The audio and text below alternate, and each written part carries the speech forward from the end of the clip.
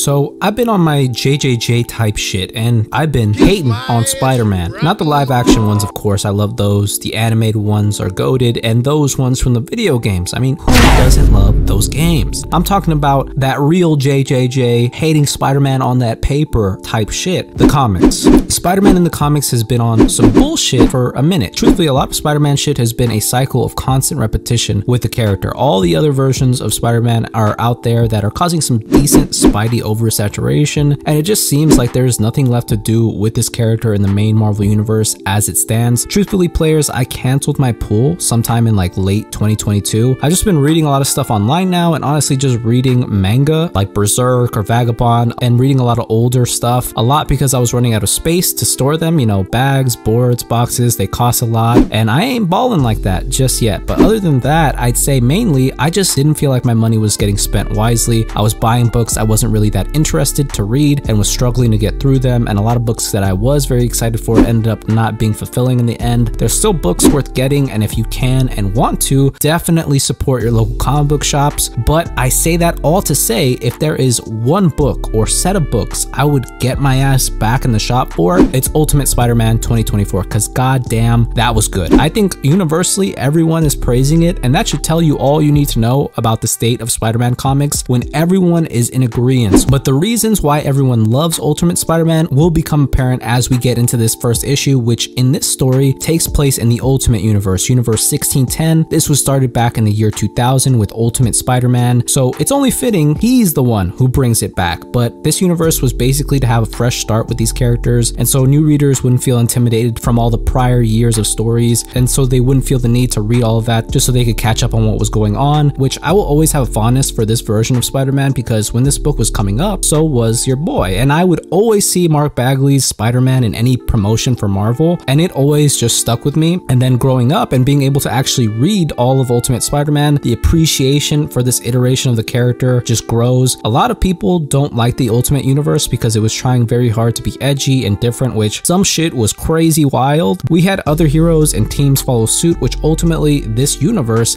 died due to the event of Secret Wars in 2015, written by the same man who is writing Ultimate Spider-Man right now, Mr. Jonathon Hickman. A true baller and a beast, Hickman has a pretty insane resume and is, I'd say, one of the best writers in comics today. He's just like so intricate with his stories and detailed. He's a smart motherfucker that does pretty high concept stuff on the regular. His most recent work included the House of X. He's the reason the mutants are on Krakoa and resurrection is a thing for them, although I wasn't too big a fan of the exposition pages that he would put into these books. Jonathon Hickman stuffs paragraphs into word bubbles, but he is literally the Himmulation, so he can do what he wants. Anyways, Peter Parker does not get bitten by the radioactive spider when he's 15 because Maker was set on creating a world with no superheroes, one that he could control and experiment on. And so Peter Parker just grows up, marries MJ, and has kids, you know, a natural progression and shit we've been wanting to see forever, okay? In this universe, Uncle Ben is still alive and works at the Daily Bugle with Peter and J. Jonah, who is kind of Ben and Peter's homie in this universe. And I mean, he doesn't have any superheroes, or namely Spider-Man, to yell at yet, so that'll be interesting to see how that plays out in the coming issues. But they go to a service for the victims of this attack that was made by the Council of the Maker, and they framed this attack on Tony Stark, and it was like this huge satellite laser strike. This all happens in a book called Ultimate Universe. It came out in November. That's a prelude to this book, as well as this mini-series called Ultimate Invasion, which we'll get into in a little bit. Matt Murdock, who never became Daredevil, was the father there speaking to the masses of those that had lost people that day, and they are there because that is how May died in this universe. And so Ben mourns, and Harry Osborn speaks at this as well because both Norman and Emily Osborn were caught in the strike, and he gives a pretty wild speech. You know, he was on some real shit though, like for real, like some endgame type shit. He said our future was stolen from us and all we got were memories. It's just not enough. And I don't know why, but I really like that motivation for Harry. It's a strong human motivation that I think anyone can get behind. And when they return to the Bugle, they find themselves quitting when I'm guessing the owners slash advertisers are not fond of their coverage of the strike, and I'm guessing that Kingpin is the owner in this situation of the Daily Bugle, and this obviously goes against Ben's entire being, you know, not only compromising his integrity by warping the truth, but then also how personal the event was for him. He'd never underplay the severity of it. Both him and J. Jonah decide to start their own news business. I love how Ben is is so confident because of where he's at in his own life and not wanting to spend any more time compromising. I think it's true, you stop giving a shit the older you get. You just become way better at not doing shit that doesn't serve you, which is awesome. He also helps Peter in his own dilemma of how he's not been okay with how he's been living his life, and that he,